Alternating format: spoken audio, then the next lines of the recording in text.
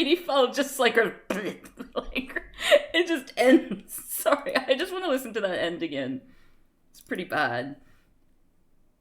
Okay.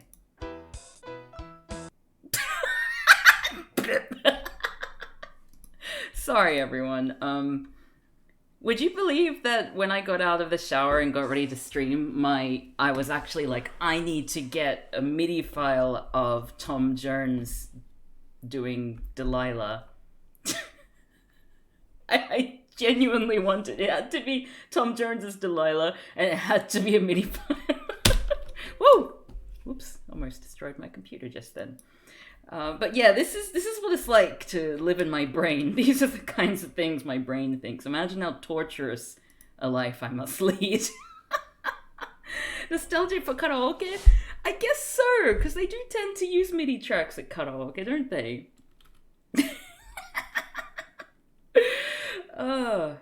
I was thinking about, like, I had that song in my head today, and I was thinking, well, I want to play it to introduce my stream because it's in my head and it means I can listen to it, but then, you know, it's not gonna meet the copyright whatever, so what am I gonna do about that? MIDI files. No one gives a shit about MIDI files because they're awful. Anyway, so today what we're gonna do is, do we have a bunny here? No, we don't have a bunny here. I want to play some more Undertale, but before I do that, I bought this book, right? Let me show it to you. I've got I really need a haircut. The long bits have become the short bits have become too long, so now it just looks like I've got a weird comb over. It's really annoying. Anyway, so I had this book that I bought in Taiwan called 100 World's Greatest Fables, and it's bilingual, so you can read it's my favorite kind of book where you can read in one language and then you can check with your English, you know, afterwards to see how well you did. And I was on the train yesterday reading through it, and it's about 50% Aesop's Fables, because, you know, Aesop represents all that's great about Western, well, what's now considered to be Western civilization retroactively. But yeah, most of these stories are pretty bad, huh? I don't know when was the last time you read Aesop's Fables, but like, they're meant to be, if you're not familiar with them, they're meant to be like these moral stories where you learn a moral using like a metaphor of mainly animals. But all these morals are really bad. You know, like, I don't know. So I thought maybe, at least this is what I thought, but, you know, I could be wrong. There could be some value in them yet. So I thought maybe it would be fun to do a sort of introduction to my Undertale stream, given that it is a game about morality, where we look at these moralistic stories, and, you know, then we can decide, you know, does it work in today's modern age, and our new corrupt moralities with people more decadent than the fall of Rome, according to some right-wing populists. But anyway, let me set up my camera so we can read these together, as I normally like doing. And also, I haven't done reading streams in a while, and I love doing reading streams. They're a lot of fun. I think the last reading stream we did was either one of those Indian comics, which I do want to get back into reading as well. It was either that, or it was the Icelandic Yule Lads, the 13 Icelandic Santa Clauses, back in December for Christmas. Why isn't this bending? Oh, you've never read Aesop's Fables? Oh, this is exciting for you then. Okay. Sorry, a bit of a Zoolander cough there. Let me just get this all set up, and I'm gonna put the charger on. Yes, a professional streamer would have gotten set up before the stream, but like I've established before, this is very much part of the act for me. It's part of what makes my streams fun, don't you think? You know, just the fact that you all have to sit around waiting for me to actually get started after I start streaming. It's very clever. Oh no, and it's upside down too. Okay, well, how about this? Oh, jeez. Makes me human, yes. I wasn't human before. Well, if I wasn't human before, I am now. Okay, why don't we... Okay, let me get a, I guess, bun cam. I'll make it bun cam. And then window capture. Yes. Then I just press that button. So now you get like bookception. That's pretty cool. I just don't want the shadow. Oh my god, why can't I do anything right? Why is everything I do so hard? God damn. Okay, and I want my face in there too, because sometimes my face can be funny. So I've been told. There, we'll put that down there. Oh, let me close. See Tom Jones Delilah MIDI. I downloaded it just for the stream that I'm probably only going to do once. So anyway, just to let you know again, this is 100 World's Greatest Fables, and I notice I've got like a barcode up there for a mobile phone SIM card that I just bought today after a year of being in this godforsaken country. Okay, so 100 World's Greatest Fables. Oh my god. I hate my life. How have I done this before so it's not got my shadow everywhere? What am I doing wrong? Somebody looked life and hard mode and we'll hate it. Okay, so I'm going to skip past the introduction because that's in Chinese, but you know, one of these is called The Ass, the Ox, and the Birds, so they've written a story about Sean, who is, of course, the ass. Alright, so let's start with, do you have another light you could use, one you can move? No, unfortunately I don't. I could try putting the torch on here. Let's see if that makes a difference. Torch? Can't turn on torch. Camera light being used by other app. Well, what if I go to actions? No? What about more? No? Okay, no, never mind. I should probably just move my move my webcam to cover the shadow so it's not so ugly. I don't like it. Okay, there we go. Let's read The Wolf and the Lion. The Wolf and the Lion. A wolf, roaming by the mountainside, saw his own shadow, as the sun was setting, become greatly extended and magnified. And he said to himself, there are always men in this, why should I, being of such an immense size and extending nearly an acre in length, be afraid of the lion? Ought I not to be acknowledged as king of all the collected beasts? This is possibly a bad back translation now that I think of it. While he was indulging in these proud thoughts, a lion fell upon him and killed him. A lion was just happened to be like walking on the cliff or whatever above him and just like fell upon. I know what it's meant to be. I know what it's implying, but still, I like to think that the lion just tripped over itself and fell onto him and killed him. He exclaimed, even though he was dead, with a too late repentance, "Wretched me! This overestimation of myself is the cause of my destruction." So, like, this doesn't... To me, you know, like, I feel like this story would have been better told in another way. Like, if you wanted to do the moral where, like, you think too highly of yourself and it leads to your own destruction, I would imagine the wolf going up to challenge the lion as opposed to the lion just falling on him.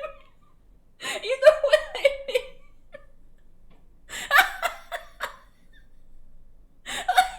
like there's no follower. You know what I mean? Like, he's being proud. The only thing that could have caused him to die, as far as his story has implied, is the fact that he was thinking out loud and sort of like lost in his thoughts, and then a wolf fell on him. So like, I feel like this is a fail for Aesop. But what do you think? Or is it Aesop? Aesop. Yeah, I feel like this story could have been constructed in a different way to actually make sense. It's like the I'm responsible for my death time in comics, but that's the thing I kept thinking of it as I was reading this.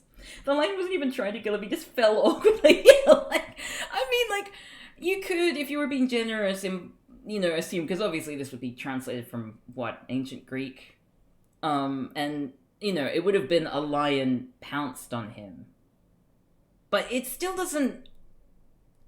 Like the wolf could have been thinking anything before the lion killed him. It didn't, like the lion wasn't like, oh yes, oh look, the wolf is being self-indulgent.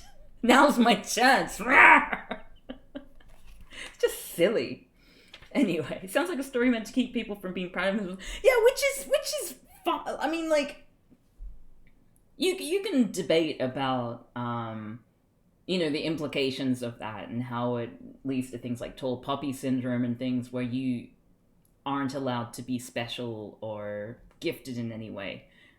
But like the way that this story is told, the moral of the story does not follow from the events of the story, if you know what I mean. It's so silly. Yeah, like fell upon. I'm pretty sure it meant a lion fell upon him, as in the lion jumped on him. But it still doesn't make sense because the wolf was just thinking these things. He wasn't acting on them. He was just being a shitty, overconfident, Lord give me the confidence, mediocre white wolf.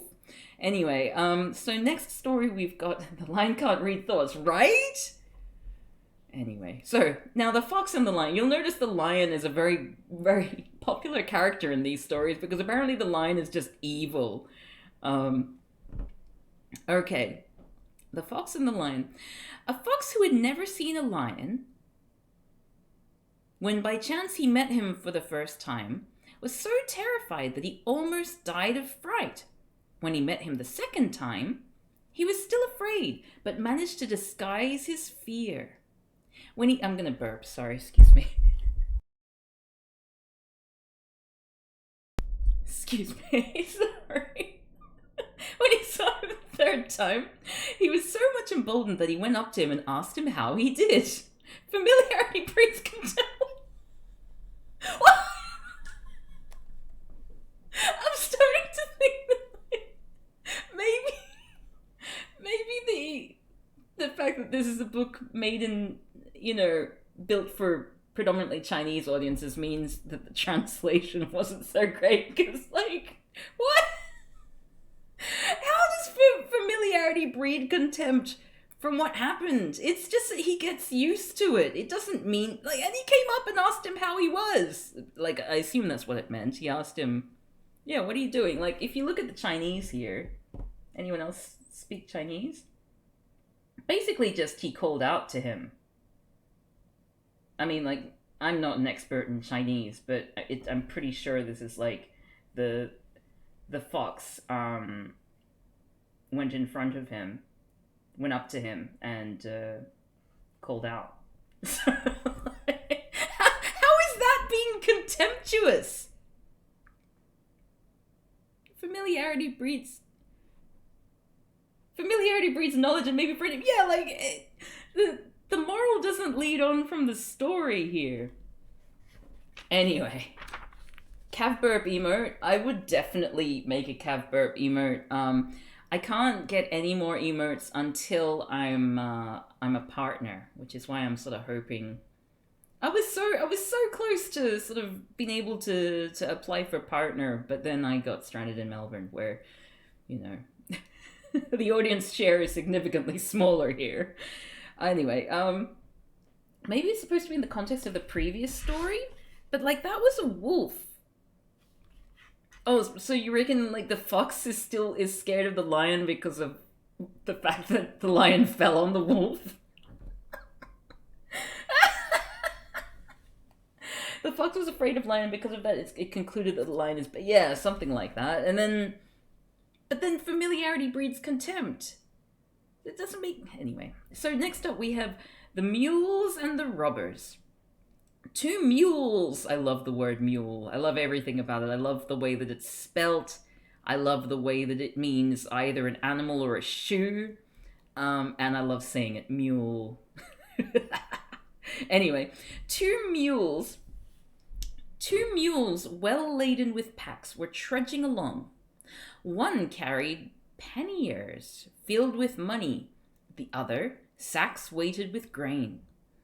The mule carrying the treasure walked with head erect, as if conscious of the value of his burden, and tossed up and down the clear-toned bells fastened to his neck. His companion followed with quiet and easy steps. Suddenly, robbers fell on them. Sorry. Suddenly, I'm just sort of imagining in the world of Aesop, just like everyone's really clumsy. Especially the apex predators. Okay, so suddenly robbers rushed from their hiding places upon them, and in the scuffle with their owners, wounded with a sword the mule carrying the treasure, which they greedily seized upon, while they took no notice of the grain.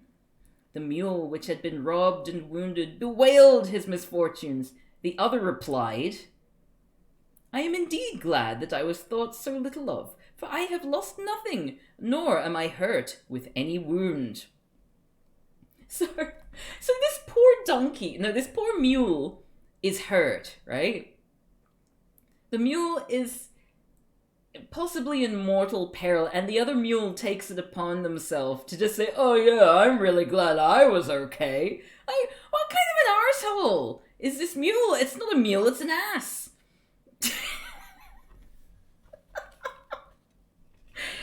Oh, gee, okay. I mean, I know the moral you're meant to get from that is meant to be something like, okay, you shouldn't think so highly of yourself, because then you'll draw attention to yourself and then you'll end up getting mugged or whatever. But, like, the way that the story's structured, so the other donkeys, like, the other mule is just like, shut up, mule. Okay, but if the grey mule was being all fancy and was fallen upon first, the robbers would have fallen on the second mule once they found it only had grain. That's true. That's very true. So, it's sort of damned if you do, damned if you don't kind of situation. The dogs and the fox. Some dogs found the skin of a lion and began to tear it to pieces with their teeth. Who knows why? We're never going to find out. A fox, seeing them, said, "If this lion were alive, you would soon find out that his claws were stronger than your teeth. It is easy to kick a man that is down." It's the skin of a lion! Like, no lesson was learned here. The mule should have taken a lion with them. Very true. I mean, I feel like these stories, like, Aesop really should have thought a little bit more about how to construct these stories, because there's no follow-through. Like, the fox seeing them is just like, but, like, who cares? The lion is dead. You know, like, if this lion were alive, blah, blah, blah, blah, blah, it would kill you. I'm pretty sure the dogs know that, which is why they're taking the opportunity upon themselves to, like, tear apart the skin of the lion. I'm sure they know what they're doing here. Only an alive lion through robbers. Yeah, anyway. So, according to Wikipedia, Aesop's fables aren't necessarily written by Aesop. Well, he should hope not. I feel like they're sort of dragging his name through the mud a bit here. So, now we have the sick lion, because, there aren't enough lions in ancient Greece. A lion, no longer able, from the weakness of old age, to hunt for his prey, laid himself up in his den, and breathing with great difficulty and speaking with a low voice, gave out that he was very ill indeed.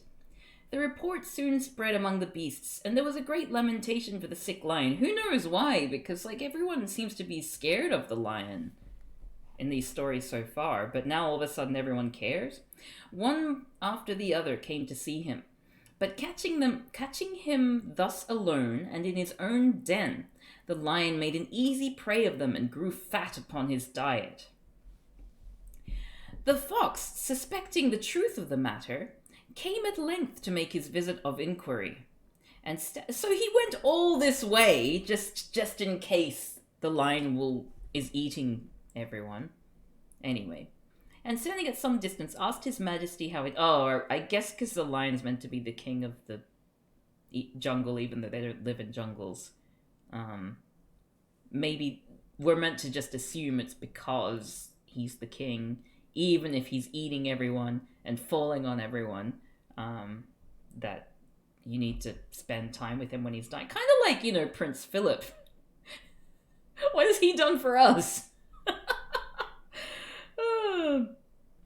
Okay, so sitting at some distance, asked his majesty how he did. "Ah, my dearest friend," said the lion, "is it you? Why do you stand so far from me? Come, sweet friend, and pour a word of consolation in the poor lion's ear, who has but a short time to live." "Bless you," said the fox. The fox is probably a smarmy arsehole, so I'm gonna give him Sean's voice. I should stop being so mean to Sean when he's asleep, He's probably just having nice dreams or whatever, and meanwhile I'm over here calling him a smarmy arsehole. He's a very nice man. "Bless you," said the fox, "but excuse me if I cannot stay, for to tell the truth I feel quite uneasy at the mark of the footsteps that I see here, all pointing towards your den and none returning outwards. Affairs are easier of entrance than of exit, and it is but common prudence to see our way out before we venture in." That one makes sense, I think. Don't you? Like, it actually follows. Because no one else has sort of looked to see if anyone's leaving before coming in, even though they're meant to be going in one by one. And then the fox did, and so the fox, I assume, lived. And so that actually makes sense. Well done, Aesop. Can we get a round of applause for Aesop here? Good lad. The thing about these tales is that the allegory of animals as human or human behavior doesn't always translate well. It's very charming to examine your behavior by making a comparison between human behavior to animal wildness. They're not equal. That's not Sean, that's Snape. Well, same thing. No, Snape speaks more slower, and I think his voice is a bit deeper, like, "Gilliard, sticky toffee pudding." That would be Snape. Page 394. Thank you for the applause for Aesop. I'm sure he'd appreciate it. Okay, let's read up to 10, shall we, before starting up Undertale. So we're almost there. The astronomer. An astronomer used to walk out every night. So far we've read 6 stories and only one of them made sense. So far it's not really aging well. An astronomer used to walk out every night to gaze upon the stars. It happened one night that, as he was wandering in the outskirts of the city, with his whole thoughts wrapped up in the skies, he fell into a well. As one does. On his hallooing and calling out, one who heard his cries ran up to him, and when he listened to his story, said, I assume this is going to be smarmy, so I'm going to put on the Sean voice again, said, "My good man, while you are trying to pry into the mysteries of heaven, you overlook the common items that are under your feet." Yeah, so this guy's fallen in a well. He's probably got a broken spine or something. And this guy has the gall to just walk up and say, look at your feet as well. I think we're past that. I'm pretty sure the astronomer has had enough time to think, oh, I should have been looking at my feet. And I know I'm taking this a bit literally. Obviously, that's what Aesop's fable in this case is meant to say, but still, just imagine this situation happening, and imagine you had just fallen and hurt yourself, and someone is just like, oh yeah, well, I mean, it's worse than an "I told you so." Someone moralizing because you happen to be looking, you're an astronomer, it's your job, jeez. Victim blaming AF. Everyone's so clumsy in ancient Greece. I know. Everyone's falling into things and onto things. It's just an endless falling. Stop thinking about things I personally don't think you should waste your time thinking of, right? Ugh, these people. Okay, the countryman and the snake. A countryman returning home one winter's day found a snake by the hedge side. Oh, sorry, I just realized you can't really see all the book because of my head. Let me see if I can make it a little bit better. That'll do. Okay, half dead with cold. Oh, hello there, Blake Spake. Hope you're doing well. We're reading Aesop's Fables before playing some more Undertale. Taking compassion on the creature, he laid it in his bosom and brought it home to his fireside to revive it. No sooner had the warmth restored it than it began to attack the children of the cottage. Upon this, the countryman, whose compassion had saved its life, took up a club and laid the snake dead at his feet. So, no explicit moral written here. Obviously, Cab said it's covering up Aesop's credit, now they're Cab's fables. I mean, maybe. So, from what we've seen of Aesop's Fables so far, I feel like if they were to write an explicit moral here, it could go either way. It could either, this is a 2 for the price of 1 deal, where you could either say, do not take poison home with you, for it will poison thee. Wow! Oh, jeez! Hello there, about 3000. Thank you for following.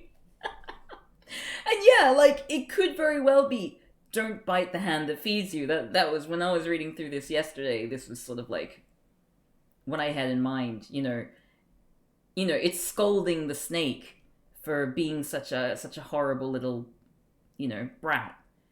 But given that Aesop's Fables tend to be either one thing or the other, it could also very well be the countryman was a fool for taking a snake home, knowing the nature of the snake.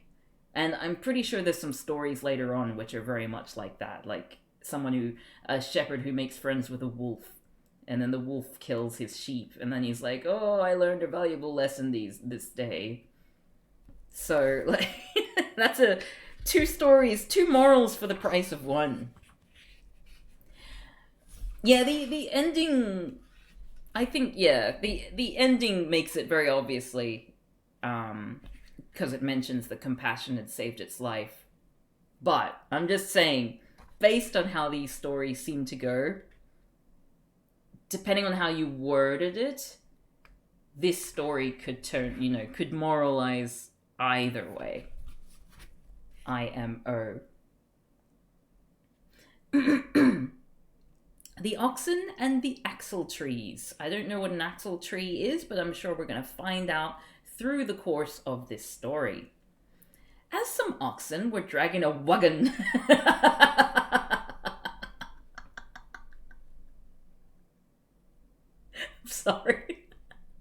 I'm sorry, I'm making the text bounce up and down. Sorry, let me start again. As some oxen were dragging a wagon along a heavy road, the axle trees set up a tremendous creaking. "Brute!" cried the driver to the wagon. "Why do you groan when they who are drawing all the weight are silent? Those who cry loudest are not always the most hurt." I mean, yes, this one technically follows, but why is it the driver who is shouting? Because, the driver is also not doing anything. The driver is not drawing the weight. It's the oxen who should be shouting at the axle trees. In my opinion, I feel like the driver doesn't really enter into it. The driver's just as much to blame as the wagon. Yeah. Ugh. And also, the axle trees have a reason to creak, because they do have a lot of, weight, you assume. It's the driver who has the least right to say anything. Anyway, rest in peace, that wagon. Okay, our last story for today before we play Undertale. And this is like 100 fables, so we're a tenth. This brings us a tenth of the way towards finishing this book of fables. The Boys and the Frogs. A troop of boys were playing at the edge of a pond when, perceiving a number of frogs in the water, they began to pelt at them with stones. They had already killed many of the poor creatures, when one more hardy than the rest, putting his head up above the water, cried out to them, "Stop your cruel sport, my lads. Consider, what is play to you is death to us." That one makes sense, but I feel like for this story to be better, something bad should have happened to the boys. As opposed to just Oi! Oi, stop that! You've killed a bunch of us. That's enough. Cut it out, you know? This doesn't seem very Aesop-y, given that, like, so many other animals have died as a result of their follies. Like the wolf in the first story died for just thinking. You know, oh yeah, I could probably take the lion in a fight. It thought to itself without acting on it. And then the lion fell on it and killed it. Jeez. Number 10 is 10 out of 10. Read all 100. I might like, after I finish Undertale, I might just do a whole stream reading the rest of these stories, because I do very much enjoy reading streams, and these are quite amusing. I hope you're getting the same thing out of it as me. Like, I don't want to imply that I think that Aesop is full of shit. I just think that some of these stories don't really follow the way that maybe they did back in ancient Greece. And also, maybe it's the translation of these Aesop's fables, but there are some where the story doesn't actually relate to the moral, or it doesn't feel like it relates to the moral. So who can say? Well, look forward to The Travelers and the Bear coming to a stream near you in 100 World's Greatest Fables.